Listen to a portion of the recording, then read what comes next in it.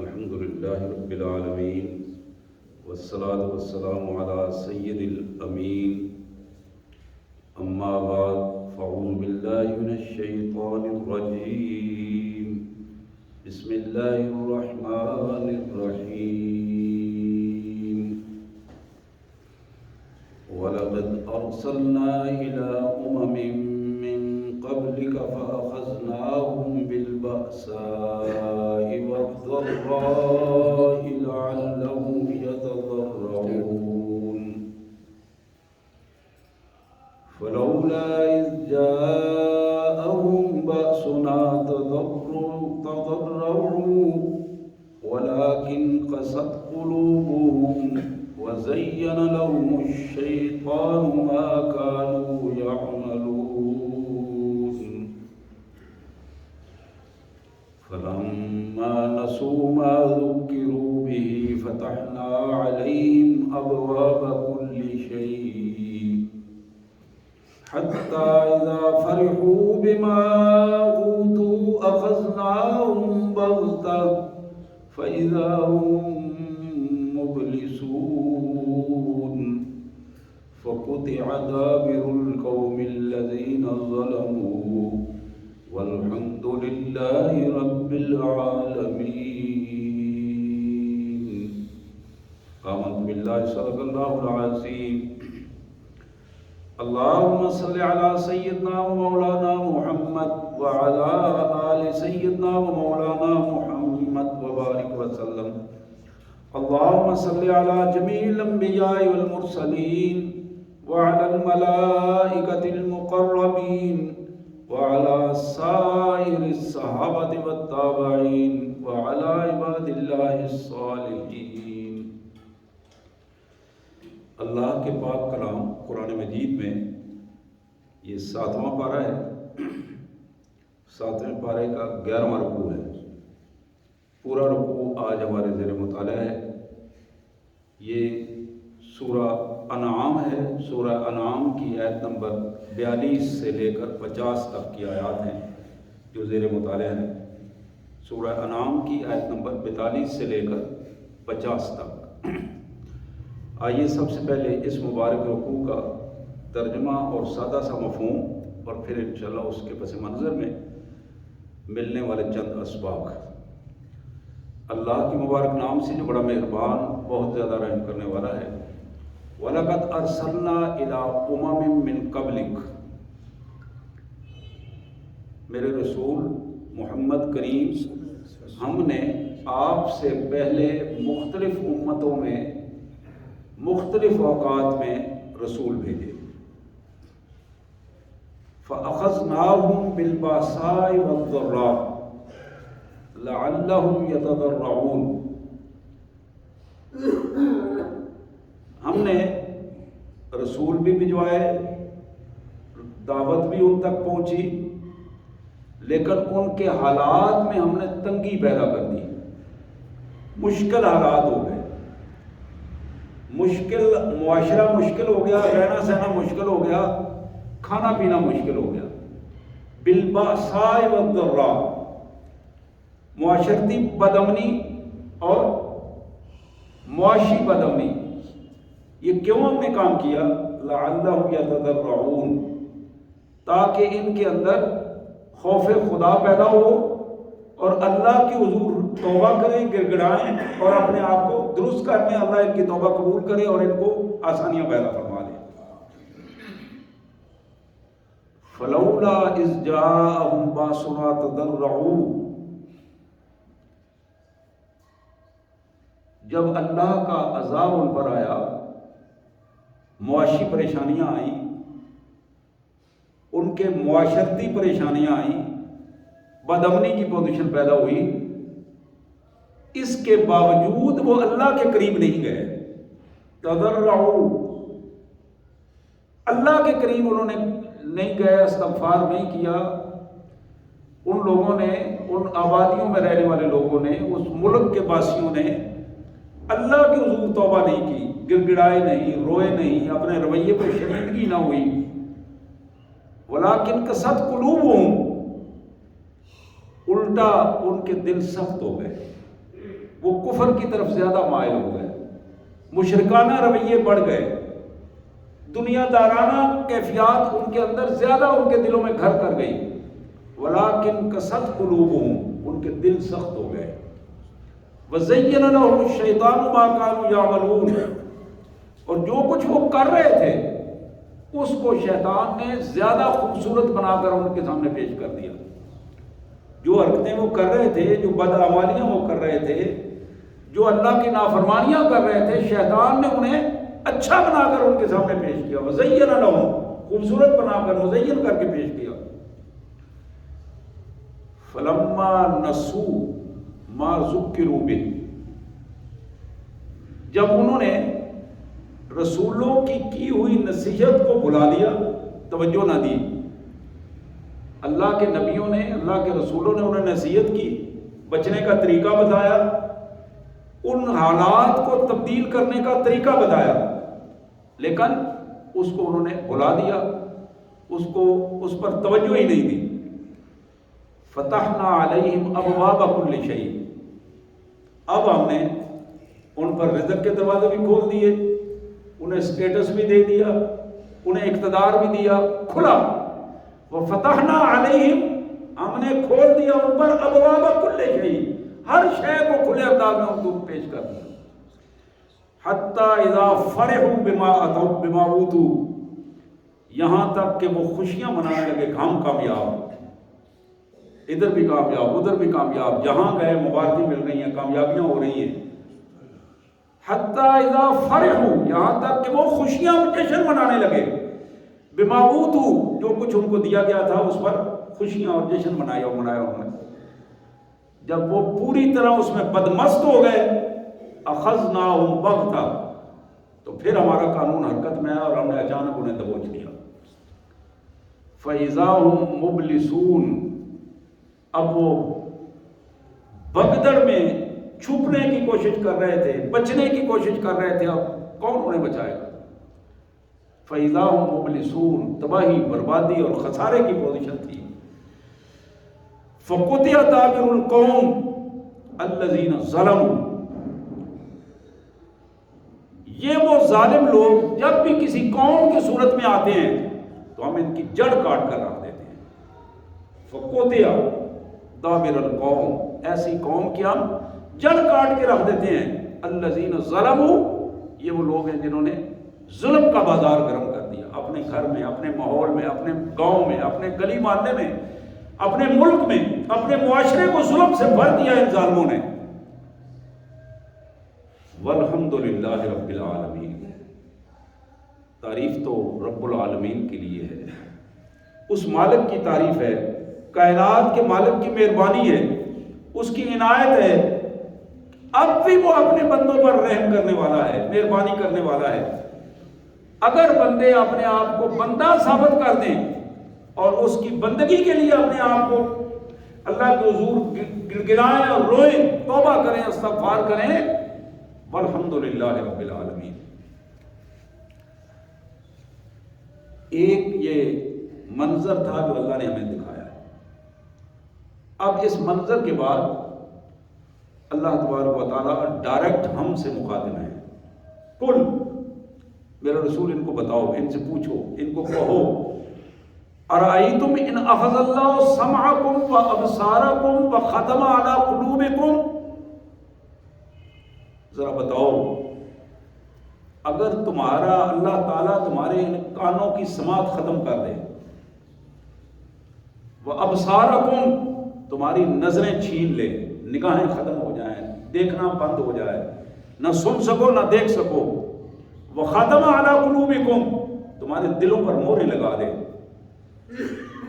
تمہارے دل و دماغ بھی کام نہ کریں، تم سن بھی کچھ نہ سکو، دیکھ بھی کچھ نہ سکو، من الہ غیر اللہ یاتیکم بہ، ذرا اس کا نام بتاؤ نا، اس قوت کا جو اللہ کے مقابلے میں ان تینوں چیزوں کو تمہیں واپس کر دے گی، تمہاری نظریں واپس کر دے، تمہاری سماعتیں واپس کر دے، تمہارے دل و دماغ کی صلاحیتیں واپس کر دے، کوئی ہے ایسی قوت؟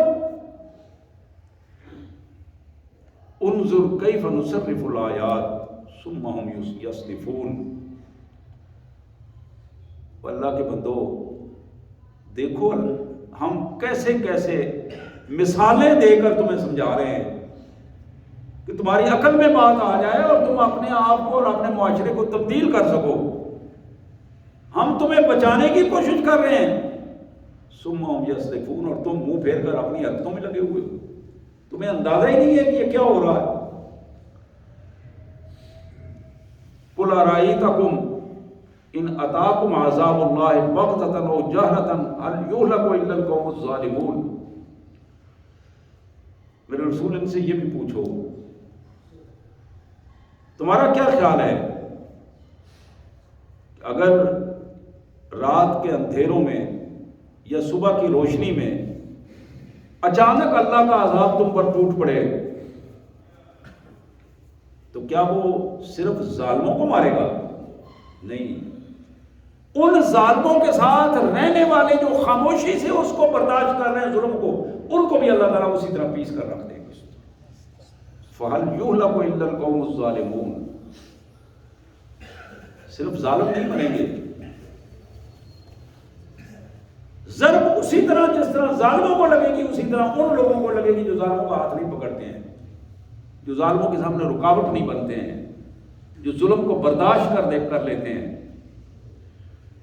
وَمَا نُرْسِلُ الْمُرْسَلِينَ إِلَّا مُبَشِّرِينَ وَمُنذِرِينَ فَمَنْ آمَنَ وَأَصْلَحَ فَلَا خَوْفٌ عَلَيْهِمْ وَلَا هُمْ يَحْزَنُونَ. اللہ فرماتے ہیں یہ جو نبی ہم بھیجتے ہیں، رسول ہم بھیجتے ہیں تمہارے پاس، ان رسولوں کا دو کام ہیں. ایک کام یہ ہے کہ مبشرین، کہ تمہیں وہ خوشخبریاں سنائیں، اللہ کی نعمتوں کا ذکر کریں اور تمہیں بتائیں کہ تمہیں یہ اچھے کام کرو گے تو یہ نتیجہ نکلے گا اور اس طرح تمہیں اللہ تعالیٰ عنایات فرمائیں گے. وہ منذرین، دوسرا کام ان کا یہ ہے کہ خیر خواہی کے ساتھ تمہیں اللہ کے عذاب اور آگ سے بچانے کی کوشش کریں، موت کے عذاب سے بچانے کی کوشش کریں، تمہیں قبر کے عذاب سے بچانے کی کوشش کریں. رسولوں کی یہ ذمہ داری ہے کہ تمہیں بتائیں کہ حشر میں تمہارے ساتھ کیا ہوگا، میزان پر کیا ہوگا، صراط پر کیا ہوگا.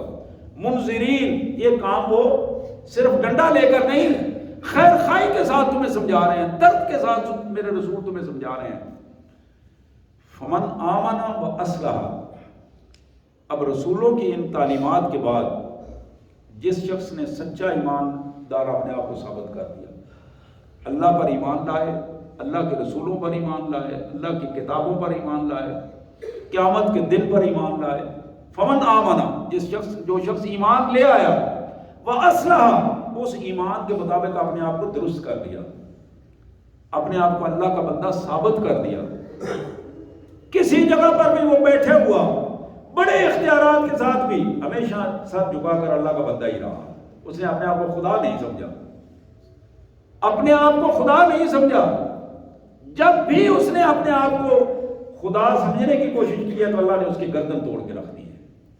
فمن آمن واصلح، جو شخص سچا ایماندار بن گیا، واصلح، اور اس نے اصلاح کر لی، اپنا کردار درست کر لیا، اپنی سیرت کو بنا لیا، فلا خوف علیہم ولا هم یحزنون.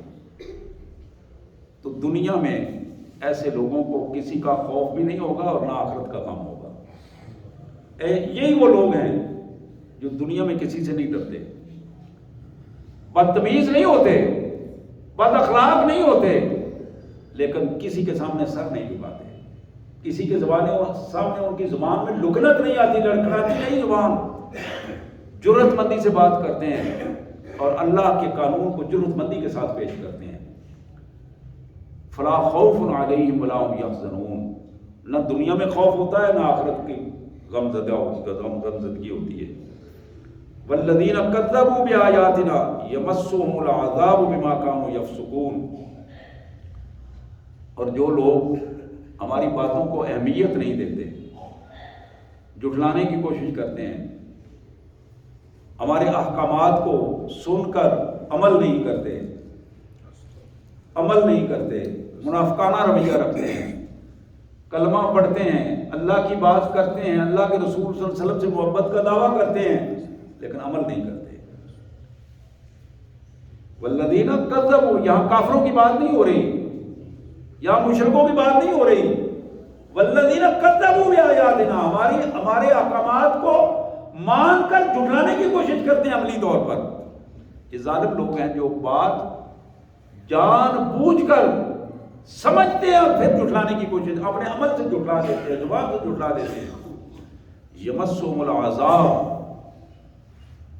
ان کو عذاب اپنے گھیرے میں لے گا، ہر طرف سے عذاب ان کو گھیرے میں لے کر، بما کانوا یفسقون، ان کی بد کرداریوں کی وجہ سے۔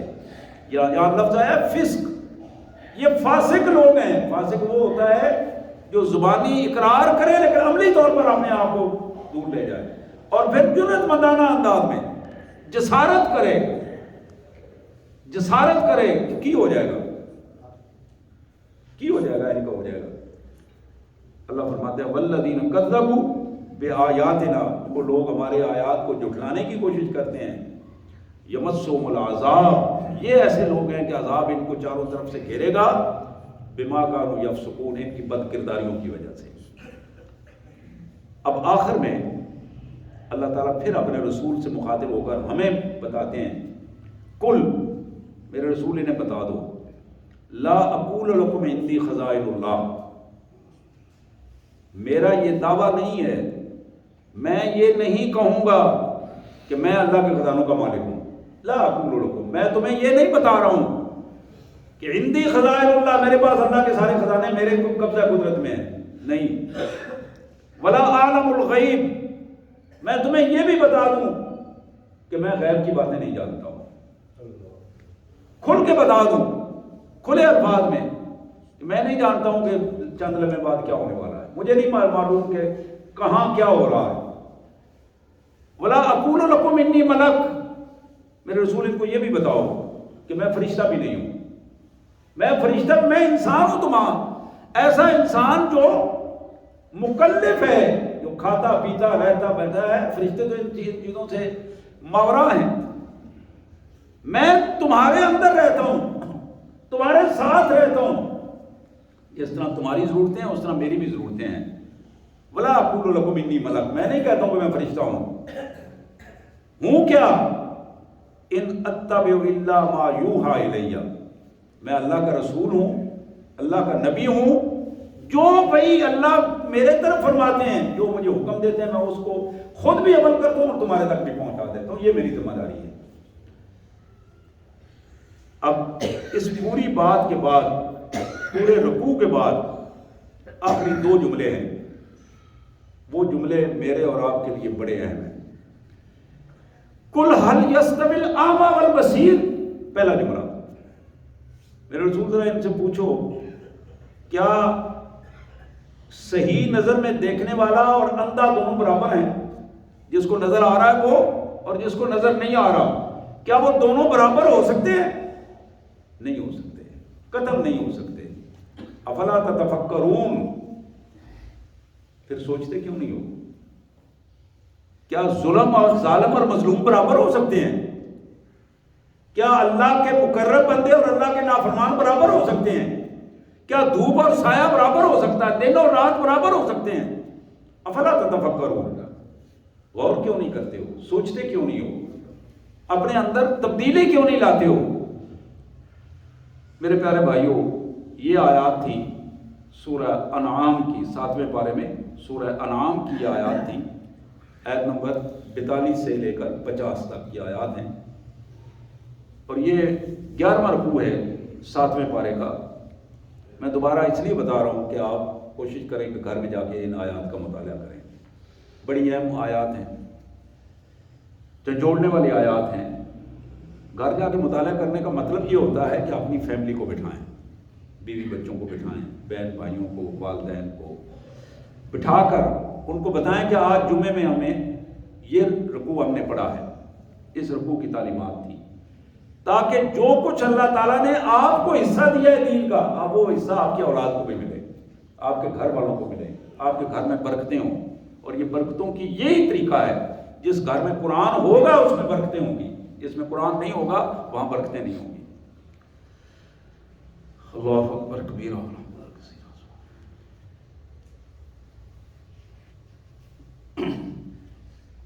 آج کے ہمارے اس خطبہ جمعہ کے اسباق میں میرے پیارے بھائیوں، پہلا سبق جو اللہ تعالیٰ نے ہمارے سامنے رکھا، اس دنیا میں کامیابی کا معیار دولت نہیں ہے، اس دنیا میں کامیابی کا معیار سٹیٹس نہیں ہے، مرتبہ نہیں ہے، عہدہ نہیں ہے، اس دنیا میں کامیابی کا معیار برادری نہیں ہے، زیادہ افراد موجود نہیں ہے، زیادہ اس کے پاس افرادی قوت زیادہ موجود ہے، یہ کامیابی کا معیار نہیں ہے۔ یہ سارے کامیابی کے معیار کافر اور مشرک انہی چیزوں پر معیار قائم کرتے تھے۔ یہی وہ چیزیں ہیں جو بار بار یہ کہتے تھے کہ اللہ نے اپنا نبی بھیجا، رسول بھیجا، دولت بھی اسے نہیں دی، 2-4 باغ ہوتے، 2-4 مربع 10 مربع زمین ہوتی ہے اس کی، پھر اس کے پاس بندے ہوتے کو آگے پیچھے چل کر ہٹو بچوں کے نعرے لگاتے کہ اس آتے جاتے اس کے راستہ صاف کرتے، لوگوں کو پتہ چلتا کہ کوئی نبی آ رہا ہے، پھر اس کی کوئی چدراہٹ ہوتی، کوئی ڈیرہ داری ہوتی، کوئی لوگ آتے جاتے، کوئی پنچایت ہوتی، کوئی لوگوں کو پتہ ہوتا۔ اللہ فرماتے ہیں کہ یہ چیزیں جو ہم دیتے ہیں نا، یہ ساری چیزیں آزمائش کے لیے ہیں، آزمائش۔ اب اس آزمائش میں 2 معیار بتائے۔ پہلا معیار یہ بتایا کہ ہم ایک قوم کو ہم نے نبی بھیجا، ان کے پاس رسول بھیجا، اس کو تعلیمات دی، اس نبی اور رسول نے اپنی تعلیمات ان پوری قوم کے سامنے رکھی، اس قوم کو ہم نے معاشی طور پر کمزور کر دیا، وسائل ان کے کم کر دیے، فَأَخَذْنَاهُمْ بِالْبَأْسَاءِ وَالضَّرَّاءِ، معاشی طور پر کمزور ہو گئے، کھانے پینے میں، وسائل میں، اور معاشرتی طور پر بھی وہ جنگ و جدل میں، لڑائیوں جھگڑوں میں، بِالْبَأْسَاءِ وَالضَّرَّاء، آپس میں۔ اب ظاہر ہے جب معاشی طور پر کمزور ہوتے ہیں تو پھر لڑائیاں جھگڑے ہوتے ہیں آپس میں، چھوٹی چھوٹی چیزوں پر لڑائیاں جھگڑے، اور پھر چلتے رہنا۔ آخری جملہ یہ بتایا لعلہم یتضرعون، یہ کام ہم نے اس لیے کیا کہ ان کے اندر خوف خدا پیدا ہو، یہ اللہ کے حضور آئیں، روئیں، گڑگڑائیں، توبہ کریں، استغفار کریں، اللہ تعالیٰ یہ دونوں کام ان کے ٹھیک کر دے گا، باسا بھی ٹھیک کر دے گا اور ذرہ بھی ٹھیک کر، ان کا نقصان بھی پورا کر دے گا، اور ان کے ہاں امن اور خوشحالی بھی پیدا کر دے گا۔ لیکن ہوا کیا؟ انہوں نے اس کو قبول نہیں کیا۔ فلولا اذ جاءہم باسنا تضرعوا، یہاں بڑا خوبصورت جملہ ہے یہ، ایسا کیوں نہ ہوا، یہ جملہ اصل میں اس کا ترجمہ بنتا ہے، ایسا کیوں نہ ہوا کہ جو ہی ان پر یہ مشکلات آئیں اور ان کے لیے تنگیاں اور مشکلات کا ماحول پیدا ہوا، تضرعوا، وہ اللہ کے حضور گڑ گڑاتے، رو پڑتے، مسجد میں آ جاتے، روتے، اپنی توبہ کرتے، گناہوں کو پیش کرتے۔ ایسا کیوں نہیں ہوا؟ وہ کیوں شیطان کے پیچھے لگ کے اپنے ان گندے کاموں میں ڈٹے رہے، اپنی ذلتوں اور ذلالتوں میں، اسی کیفیت میں انہوں نے اپنے آپ کو مضبوطی سے وہاں رکھا؟ بلکہ اس سے آگے بڑھ کر کیا ہوا؟ ولیکن قست قلوبہم، دل سخت ہو گئے، دل سخت ہو گئے۔ محمد کریم رؤوف الرحیم صلی اللہ علیہ وسلم کا ارشاد ہے، لوگوں، مومن کا دل چڑیوں جیسا ہوتا ہے، نرم دل ہوتا ہے، مومن نرم دل ہوتا ہے۔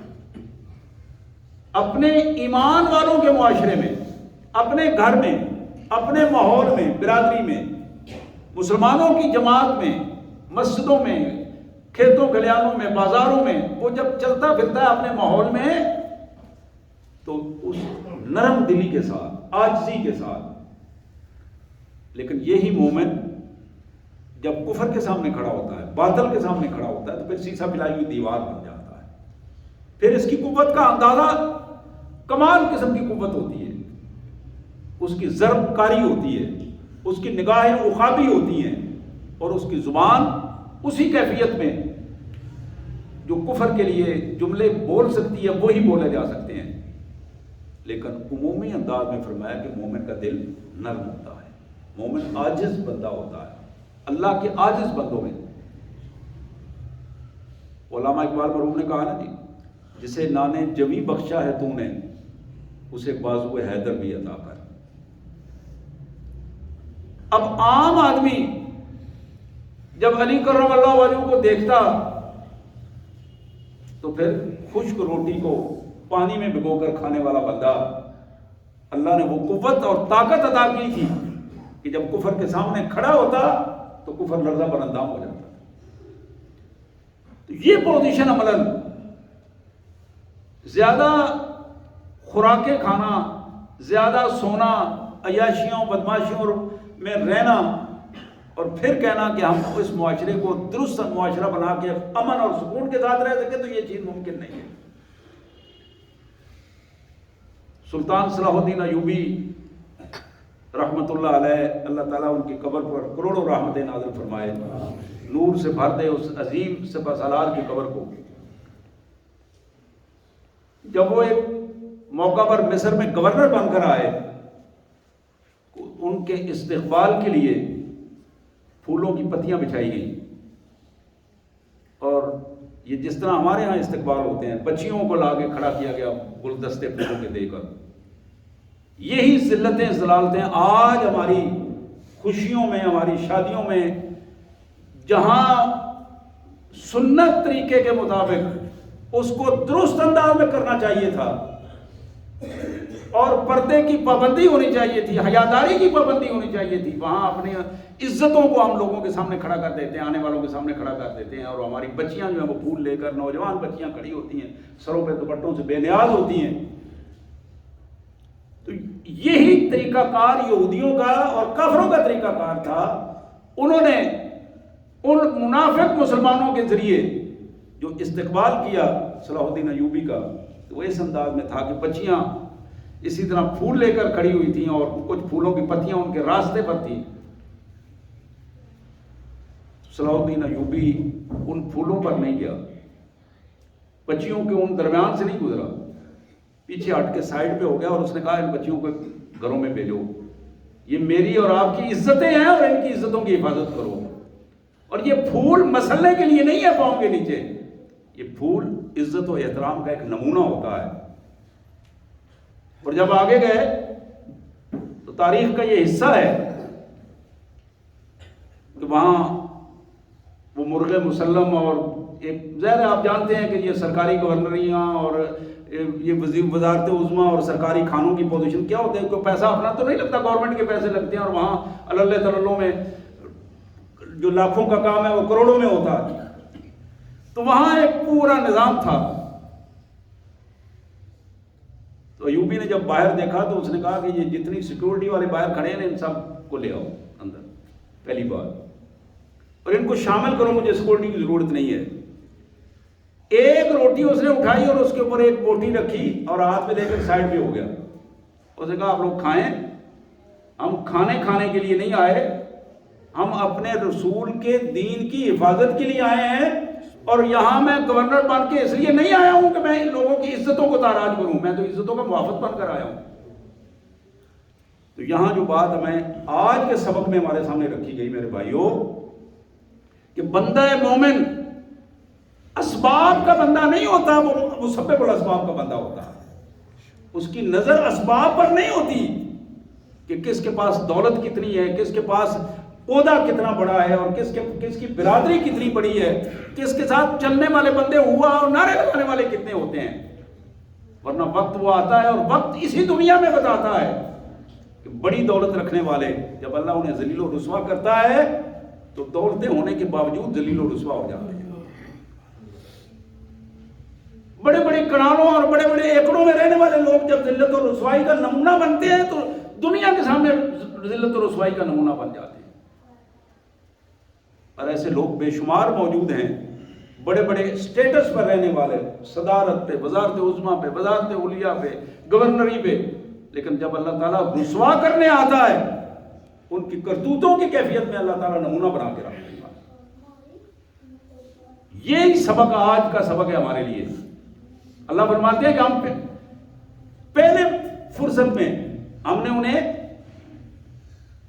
تنگی دی، پریشانی میں مبتلا کیا، تو ہو سکتا ہے اس انداز میں یہ اللہ کے حضور توبہ کر لیں اور اللہ کے بندے بن جائیں، نہیں بن سکے۔ جب وہ کھل کے اللہ کے نافرمان ہو گئے، نبیوں کی بات نہیں مانی، نبیوں کا مذاق اڑایا، اللہ کے احکامات کا مذاق اڑایا، تو پھر اللہ نے کیا فرمایا؟ پھر ہم نے ان کو وَفَتَحْنَا عَلَيْهِمْ أَبْوَابَ كُلِّ شَيْءٍ، پھر ہر چیز میں ہم نے ان کو بے نیاز کر دیا، پیسہ بھی دیا، دولت بھی دی، بندے بھی دیے، اسٹیٹس بھی دیے، مرتبے بھی دیے، کھل کے سارا کچھ دیا۔ حتیٰ اذا فرحوا ما اتوا، یہاں تک کہ وہ ہر وقت وہ اپنے کندھوں سے تھوکنے والی ان کی کیفیت تھی، ہر وقت وہ بدماشی اور غنڈہ گردی کی پوزیشن میں تھے، اور دنیا کو بتا رہے تھے کہ جو کچھ ہمارے پاس ہے، انا ولا غیری، میں ہوں تم نہیں ہو، انا ولا غیری، میرے جیسا کوئی نہیں ہے۔ یہ موقع جب آ گیا تو پھر کیا ہوا؟ حتی اذا فرحوا بما اوتوا اخذناهم بغتہ، جب وہ بدمست تھے اپنی بدمستیوں میں، بے حیائیوں میں، بدکاریوں میں، اور پھر وہ نئے نئے قانون سازیاں کر رہے تھے، نئی نئی کہانیاں سنا رہے تھے لوگوں کو، نئے نئے انداز میں جال پھینک رہے تھے، اور وہ جال ان قوتوں کے حوالے سے تھے جو دین دشمن قوتیں ہیں، انہیں کے حوالے سے یہ سب کچھ ہو رہا تھا، اور یہ اعلیٰ کار تھے، اور یہ اعلیٰ کار اپنی جگہ پر بدماشیوں کے حوالے سے اپنے جشن منا رہے تھے، تو پھر کیا ہوا؟ فَأَخَذْنَاهُمْ بَغْتَةً، تو پھر ہم نے اچانک قابو کیا، پھر بھاگنے کی جگہ نہیں تھی، پھر ہلنے جلنے کا مقام نہیں تھا، پھر کس کی جرت تھی جو روک سکے؟ جب اللہ کی گرفت آ جائے تو پھر کون ہے جو اس گرفت کو روک سکے؟ پہلا سبق ہمارے لیے آج کی آیات میں، اس سبق کو ہمیں، مجھے، آپ کو ہمیشہ یاد رکھنا ہے کہ معیار اسباب نہیں ہوتے، مسبب الاسباب ہوتا ہے۔ جب نظر اللہ پر ہے، اللہ پر ایمان ہے اور اللہ پر یقین ہے اور اللہ کے حضور گڑگڑانے کی کیفیت ہے، ایمان والوں پھر ایمان کمزور نہیں ہوتا، پھر ایمان بکتا نہیں، ایمان پھر اپنے ثمرات لاتا ہے۔ دوسرا سبق جو آج کے ہمارے ان آیات میں ہمارے سامنے ہے، قُلْ أَرَأَيْتُمْ إِنْ أَخَذَ اللَّهُ سَمْعَكُمْ وَأَبْصَارَكُمْ وَخَتَمَ عَلَى قُلُوبِكُمْ مَنْ إِلَٰهٌ غَيْرُ اللَّهِ يَأْتِيكُمْ بِهِ، اس پہ ذرا غور کرو۔ اللہ تعالیٰ تمہارے کانوں کی سماعت ختم کر دے، آنکھوں کی بینائی ختم کر دے، دماغ اور دل کی صلاحیتیں چھین لے۔ من الہ غیر اللہ یاتیکم بہ، اللہ کے علاوہ وہ کون سی طاقت ہے جو تمہیں یہ تینوں چاروں چیزیں واپس کرے؟ اس کا نام بتاؤ، اس کا نام بتاؤ۔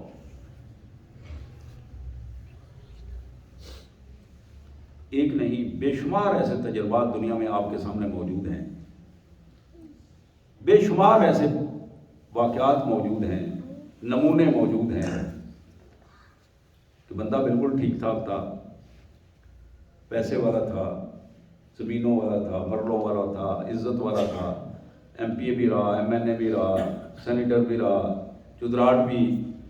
یہ وہ نمونے ہیں جو ہمارے معاشرے میں ایک نہیں کئی نمونے موجود ہیں، لیکن اللہ کی جب گرفت آئی ہے تو پھر اس گرفت سے کوئی بچانے والا نہیں تھا۔ من الہ غیر اللہ، وہ گرفت مختلف انداز میں ہے۔ یہ بھی ہے، یہ صلاحیتیں چھین لینا بھی ایک گرفت ہے، مالی صلاحیتیں چھین لینا بھی ایک گرفت ہے۔ سب کچھ ہوتے ہوئے اسے ڈی گریڈ کر دینا۔ وہ لوگ جو اسے سلامیں کیا کرتے تھے اس کو دیکھ کر منہ پھیر لیں، یہ بذات خود ایک بہت بڑی ذلت کا نمونہ ہے۔ تو میرے بھائیوں، یہ دوسرا سبق ہے ہمارے سامنے کہ اللہ کے بندو، اللہ کے احسانات کو سمجھو، اللہ کے انعامات کو سمجھو اور اس کے شکر گزار بندے بن جاؤ، اس کے حضور اپنے آپ کو عاجز بندے کے طور پر پیش کرو اللہ کے حضور اکڑنے والے لوگ اللہ کو پسند نہیں ہیں. اکڑنے والے لوگ، اللہ کی نعمتوں پر ناشکری کا رویہ رکھنے والے لوگ اللہ کو پسند نہیں ہیں. ہمیشہ اللہ کی نعمتوں پر اللہ کا شکر ادا کرو، بار بار اللہ کا شکر ادا کرو. اور اللہ کا شکر اطاعت کا دوسرا نام ہے، صرف زبان سے نہیں، اطاعت کا دوسرا نام ہے کہ بندے کا رویہ شکر والا رویہ ہو. وہ زبان سے بھی یہ کہہ رہا ہو یا اللہ تیرا شکر ہے، اور پھر سر بھی اس کا سجدے میں ہو. پھر اللہ کی نافرمانیوں سے وہ بچ جائے، اللہ کی نافرمانیوں سے نفرت کرے اور اللہ کی اطاعت اس کا شعار بن جائے.